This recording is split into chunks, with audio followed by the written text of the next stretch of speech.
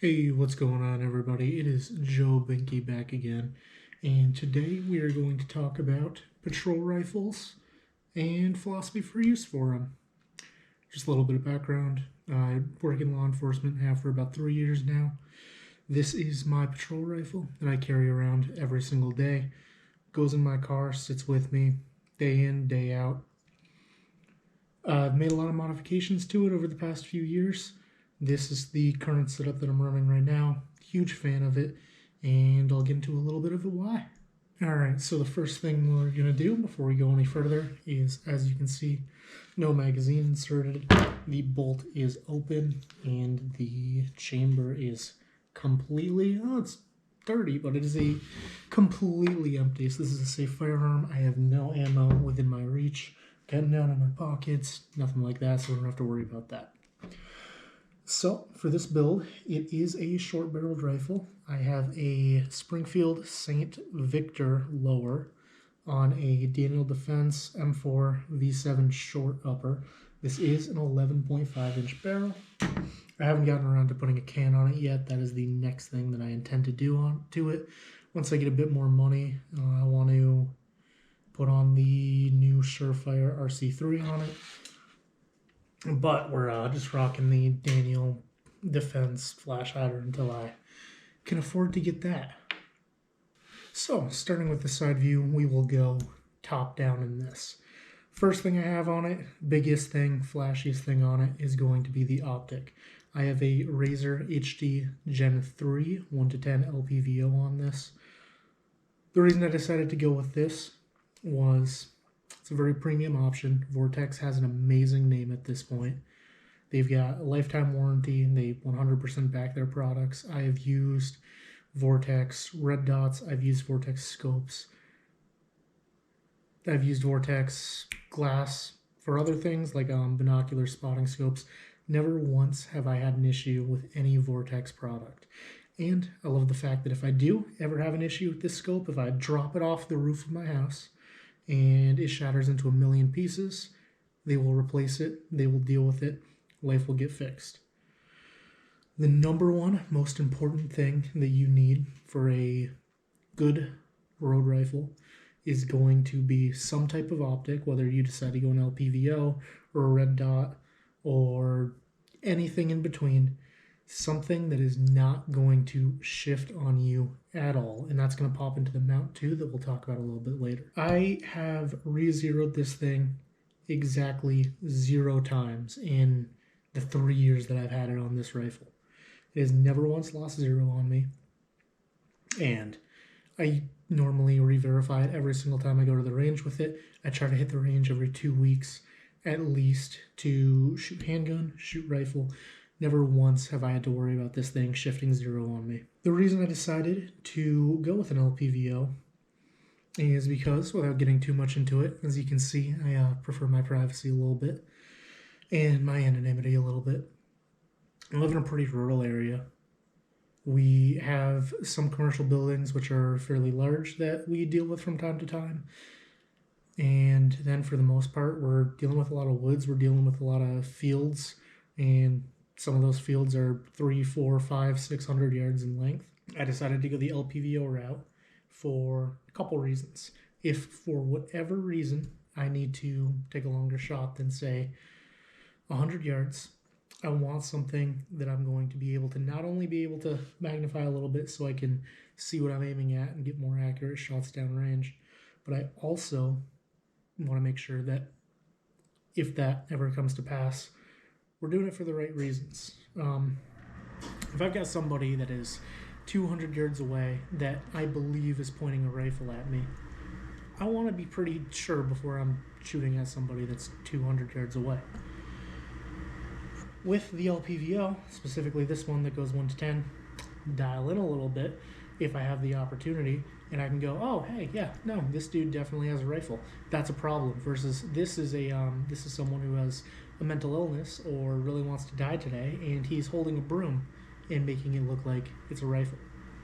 Target identification is extremely important. Having the opportunity to see what you're looking at, being able to confirm whether that individual is a threat or not, if they have any weapons, extremely important.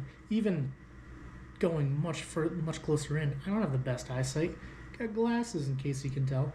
50 yards away, somebody's got something in their hand. I might not be positive it's a handgun, but going from 1 power even to like 2, 3 power, I'll be able to see pretty quick if this guy that's 50 yards away is holding a handgun or it's a cell phone. On the flip side, whenever we're going inside, I like to try to keep the weight down, try to not want to train on multiple different sighting platforms, which is the big reason I've decided not to put like an offset red dot or offset irons or anything like that.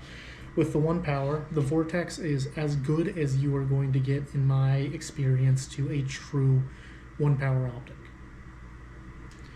Anything inside of basically my thumb being in front of it is crystal clear to me. And if I have to do anything inside that distance, granted a lot of it's going to be point shooting anyway, this optic is going to give me the perfect view that I need to be able to deal with that. Dropping down from the optic, I have a Scalarworks mount. It's going to be QD mount, as you can see from this side. This was recommended to me by a friend. Scalarworks is a very good, well-known name, great company. Same experience with the scope as I've had with the mount is it's never once loosened up on me. Don't have to worry about that.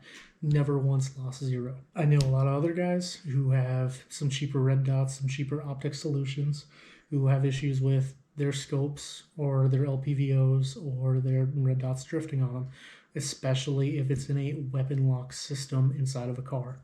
All the vibration from you driving down the road all day, every day, is knocking those sights around, and eventually, with those cheaper options that aren't truly designed with this much robustness in their system, you're going to start to get a little bit of drift.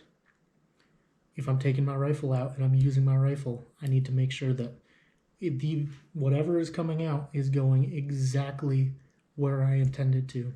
Reliable for every single round that comes out of this. Moving down a little bit so that I can talk about this and get this out of the way, I have a Blue Force Vickers sling on it. Love it a ton. And then I can't remember the name of this system. It is a magnetic sling lock on it. Pops off super easy. You can rip it out. Gets the sling nice and out of the way. I love it. I will link it in the description. It was a little bit more expensive than most solutions, but it also came recommended from a friend. I've never had an issue with it. Extremely strong. I believe they're rare earth magnets. Absolutely love it. I used to not run any sort of sling attachment, and I just kind of left it dangling. Don't do that. Don't be like me. It'll get all twisted up. It'll get in the way. It'll get caught on stuff. It sucks. Moving on to the other side, so you have a little bit clearer of a view without the sling in the way. Sorry, I'm a lefty.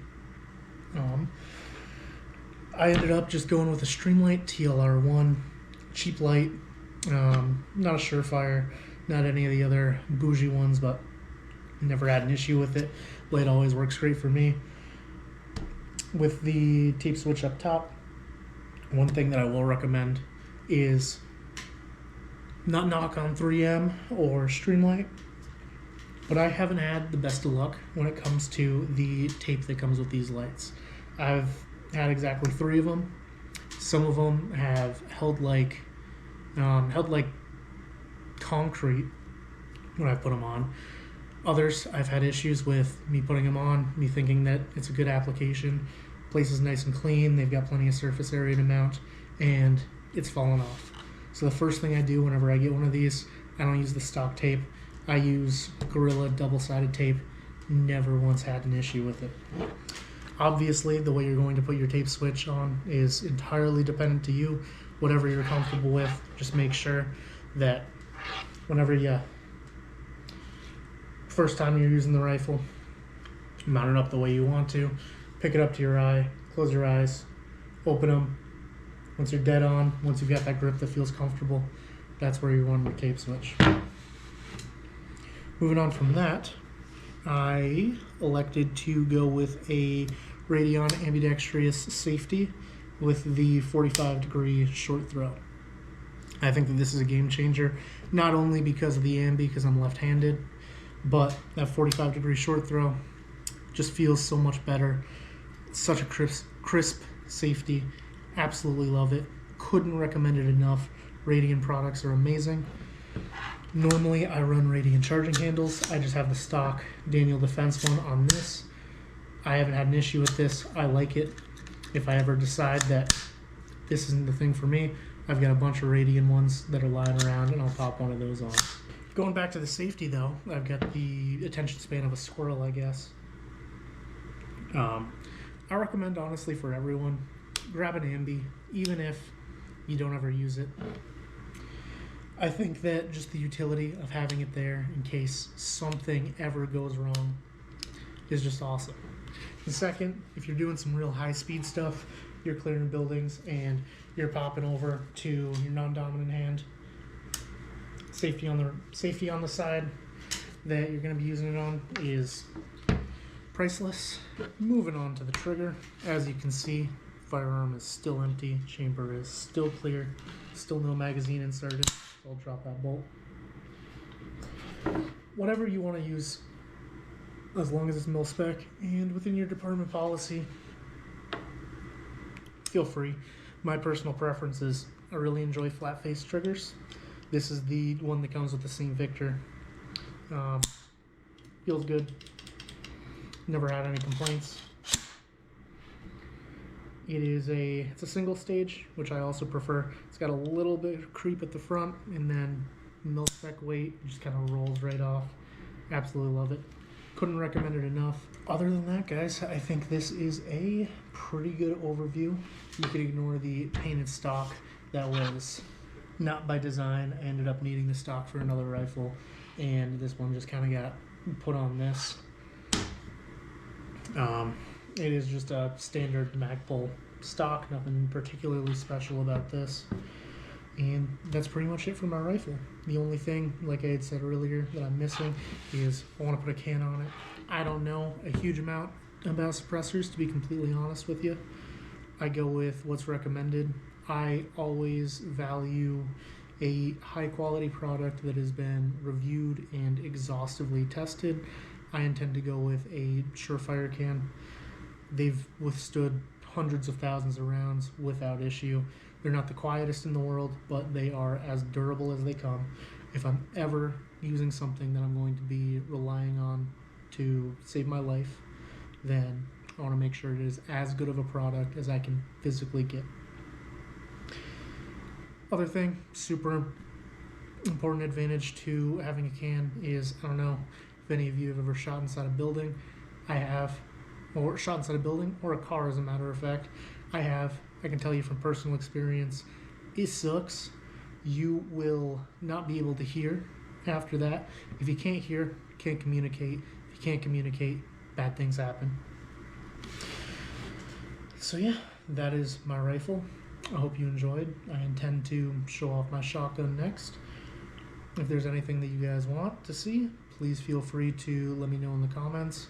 And if you're watching this and you've got even an ounce of joy or knowledge out of it, please subscribe, please hit the like button, please let me know what you think.